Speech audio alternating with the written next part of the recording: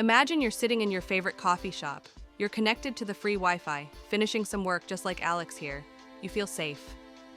But across the room, Cipher is sitting quietly. He's not browsing the web. He's scanning the network for an open door, specifically a vulnerable RDP port. First, Cipher runs a scan to find targets. He spots Alex's IP address and sees port 3389 is open. In the world of Windows, that's remote desktop. To a hacker, that is an invitation. Now, Cipher launches his primary weapon, Hydra. The hacker can launch a brute force attack, guessing both username and password until get the right one.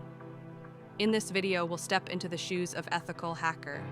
Our ethical hacker is Cipher. He's running Kali Linux, the go-to operating system for penetration testing.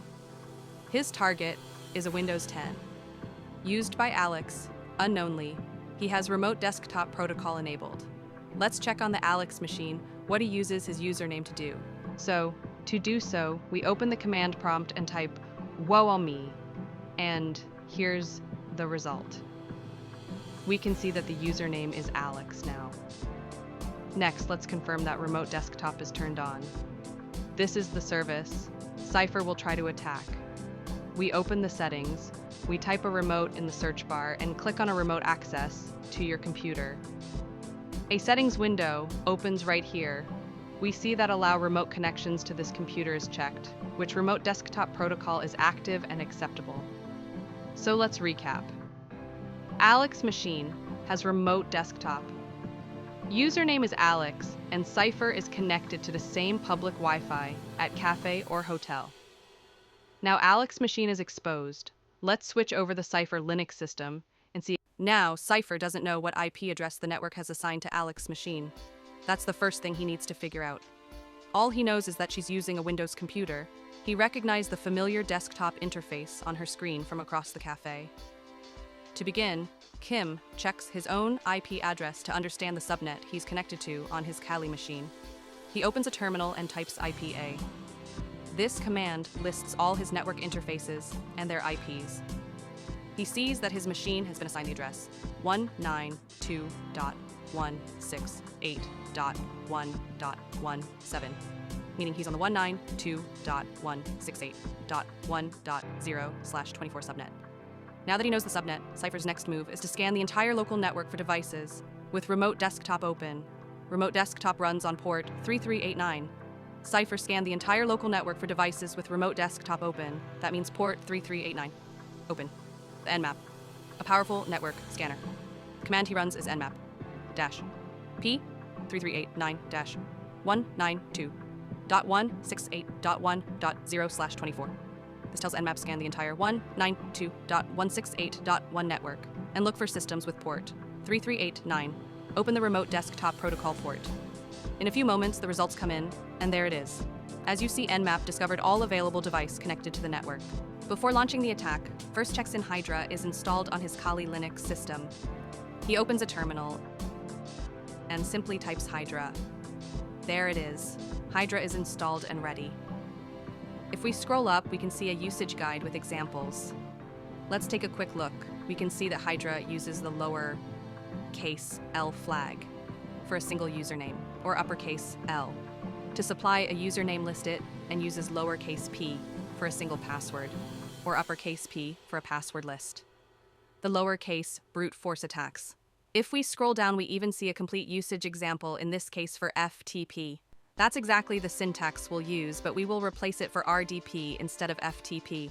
So to run Hydra effectively, Cipher needs two things: username list and a password list. A popular resource for these is called SecLists, a massive collection of real-world usernames, passwords and payloads gathered from penetration test, default credentials, and linked to databases to install SecLists. Run command sudo apt. Install SecLists. Once installed, it will locate on cd/usr/share/wordlists folder. Now cd SecLists, then ls. It contains several folders, including username and passwords list. Then cd usernames. Under this, we will go for top dash usernames-shortlist.txt file, which contain top usernames. Now, to view content, run cat file name Let's see how many username it contains. Run wc-l top-usernames-shortlist.txt. And here's the result. Just 17 entry, perfect for quick test. Let's all Alex in the file manually by running sudo nano and file name and all.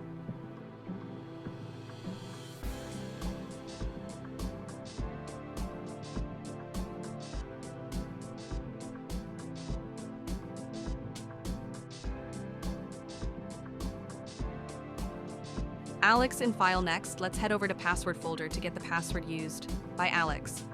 In password file, go for leaked database, subfolder, then go for shortest file, rocu-05.txt file, and add password manually. By sudo nano file name,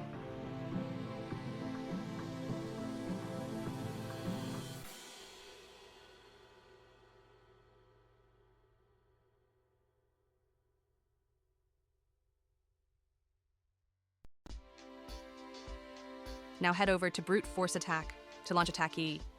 Run command Hydra-T4-V-F-L. Usernames /top1 file, then -P, passwords /leaked, -databases /rocu-05.txt file, followed by RDP and its IP address, and run command Hydra. The name of the tool being executed. -T4 sets the number of parallel tasks, threads, to 4. This controls how many login attempts happen simultaneously. -V enables verbose mode, showing every login attempt, username and password combinations as they happen. F stands for finish. It tells Hydra to stop immediately once the first valid set of credentials, username/password, is found. L file specifies a list of usernames. Hydra will loop through every name in the provided text file. -P file specifies a list of passwords. In this case, it is using a specific version of the famous RockU word list. Press enter and start. It will take several minutes to break into username and password. Here, Hydra shows all tried user and pass output, and boom. Here's the username and the password used by Alex. Let's try to access Alex's machine using this credentials to do that. We will use xfreerdp3/u: username /p: password /v: IP address of victim. When we run this as for certificate, type Y and enter. And now connection is established. Now remote desktop pops up. Cipher has fully access over the Alex windows. Now he can view any files, install any malware trojans, monitor everything he does, using spyware. This is how hacker brute force and get in PC using RDP. The best practice to protect against brute force are disable RDP. If you don't need it, use strong complex passwords, use multi-factor authentication, monitor logs for suspicious activity. If you found this video informative, educational, hit like button and subscribe, and let us know in comment what topic you like next.